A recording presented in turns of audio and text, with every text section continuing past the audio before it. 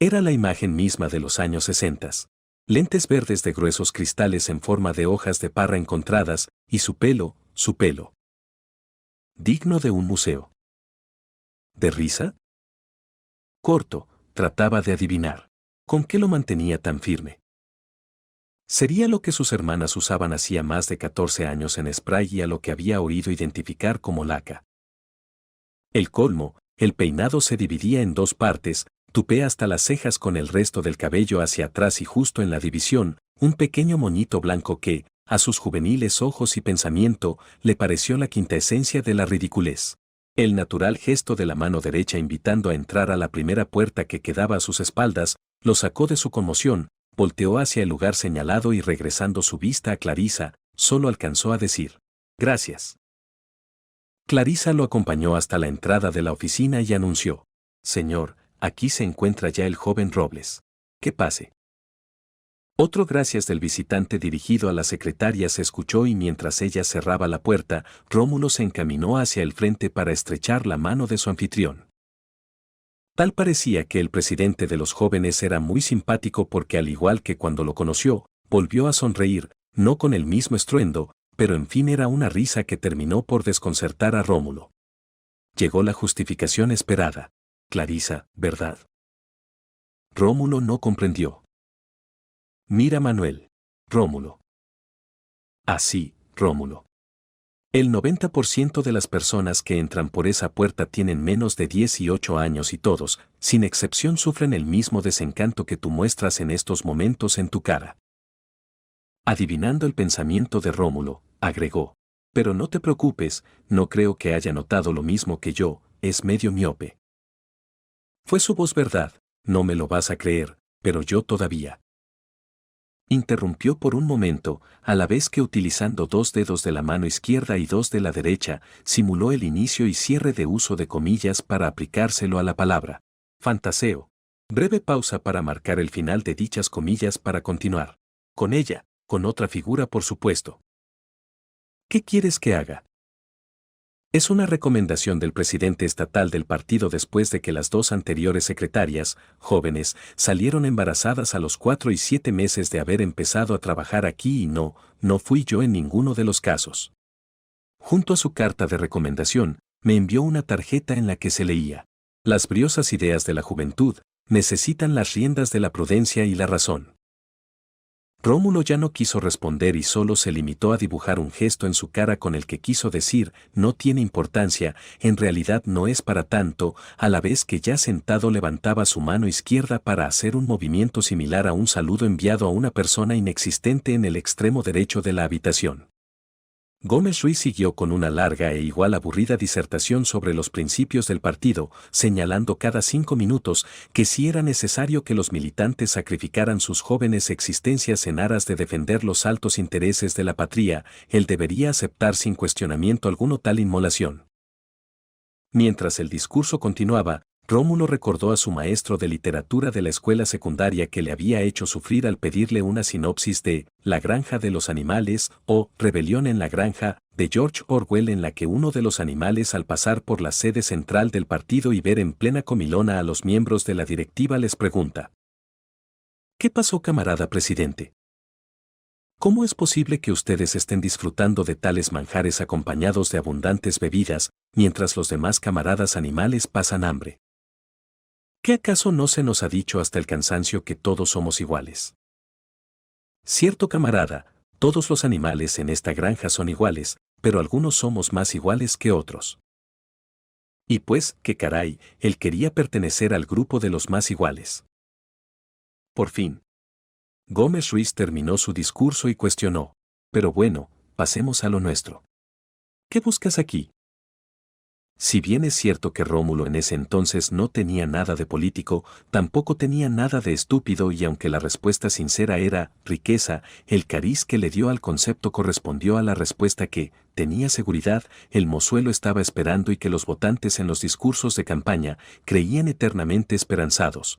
«Considero que la política es el único camino legítimo para lograr una equitativa distribución de la riqueza de este gran país». Dardo al centro. Una sonrisa de satisfacción, complicidad y autocomplacencia se dibujó en el rostro del político en ciernes. Creo que nos entenderemos muy bien. Lo primero que debes hacer es conocer a fondo la doctrina y principios del partido. Clarisa te entregará mañana mismo tu credencial de miembro U, la cual deberás portar durante los primeros 2 meses.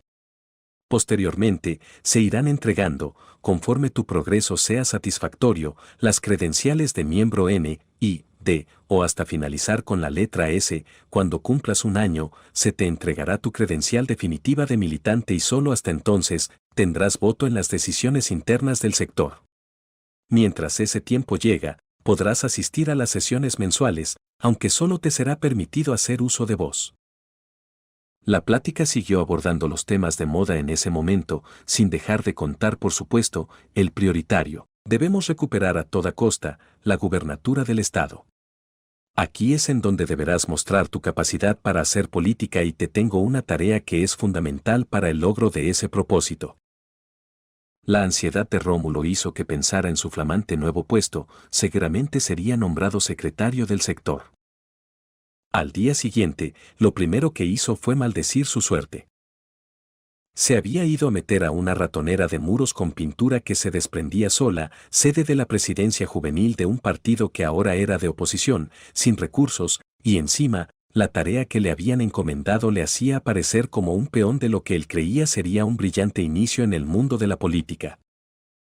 De mala gana, sacó de debajo de su cama la caja de cartón que contenía alrededor de 2000 volantes que, en busca de nuevos militantes, debería entregar en el llamado sector 17. Volvió a maldecir. En esas colonias residían la mayor parte de vecinos que llevaron al poder no solo al gobernador, también el presidente municipal debía su triunfo a esos traidores a la nación.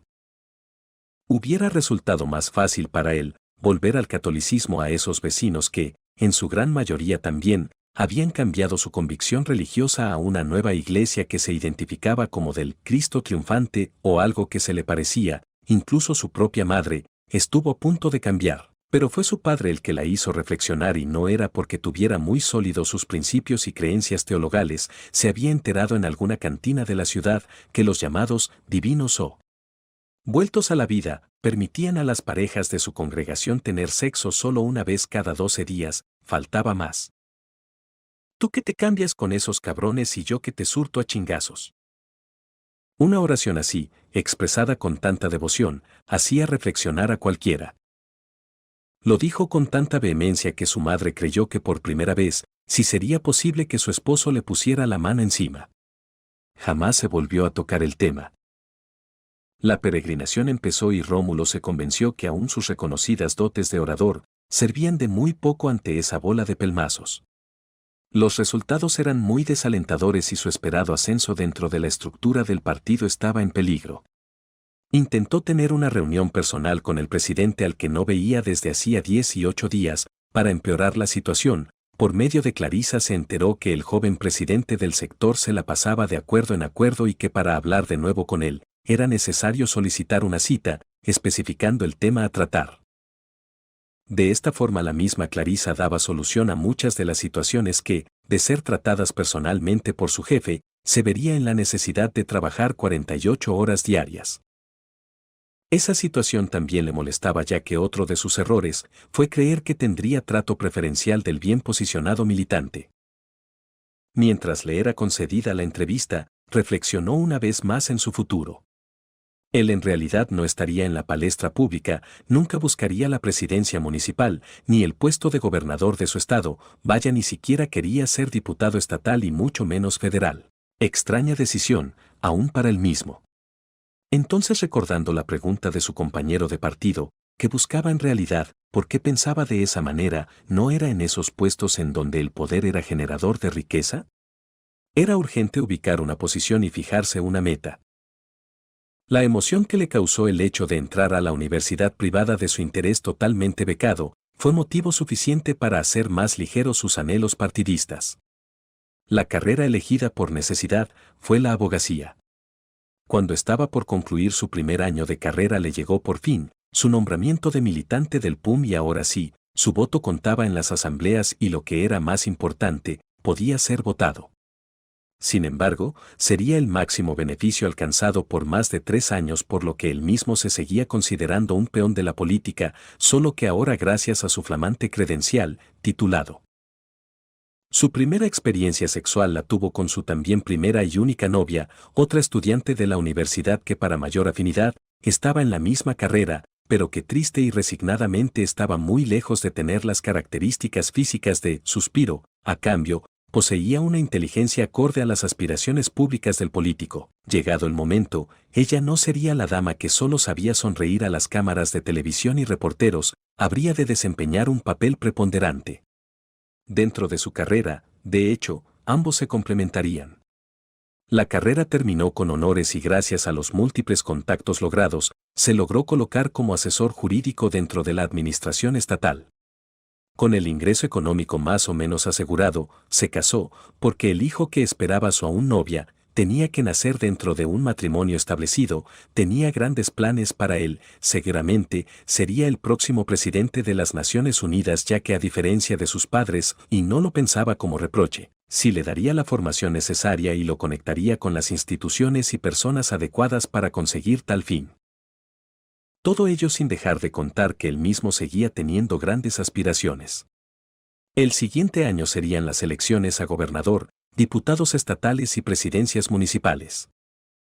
El 19 de abril fue un día de grandes emociones para Rómulo. A las 3 de la mañana nació su primer hijo, al que llamarían Emiliano, y por la tarde se daría a conocer el nombre del miembro del partido que sería la bandera principal con la que se enarbolarían y fortalecerían todas las candidaturas. Se daría a conocer el nombre de candidato a gobernador, por supuesto siempre elegido por las bases. Ni siquiera se molestó en cuestionar. Y a mí cuando me preguntaron. Después de visitar a su esposa e hijo, se alejó a su casa a dormir. Cuando se despertó eran las 3 de la tarde y volvió su vista a la ventana.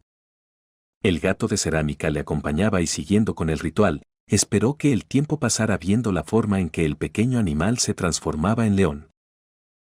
La hora establecida para la conferencia de prensa llegó. Se dirigió a la explanada central de la sede estatal del partido. Multitudes. La suma de todas las virtudes se personificó en el licenciado Domingo Rodríguez Canale, de un currículum vitae dentro del servicio público verdaderamente impresionante. Para Rómulo, el nombramiento ya no era una sorpresa, en su camino se le había dado a conocer el nombre del elegido por otros compañeros partidistas. Verdaderamente emocionado celebró la candidatura, ya que el ungido había salido de la presidencia estatal del partido y en consecuencia era el responsable de haber nombrado al ahora también licenciado en leyes Gómez Ruiz en la presidencia del sector juvenil, y al que seguía considerando su amigo. El futuro por fin se mostraba promisorio. Estaba a punto de dejar la peonería política para convertirse en un brillante arquitecto de la misma. ¿Podía haber algo que empeñara su dicha? Seguramente no. Seguramente sí. Hubiera respondido el destino en caso de ser personificado.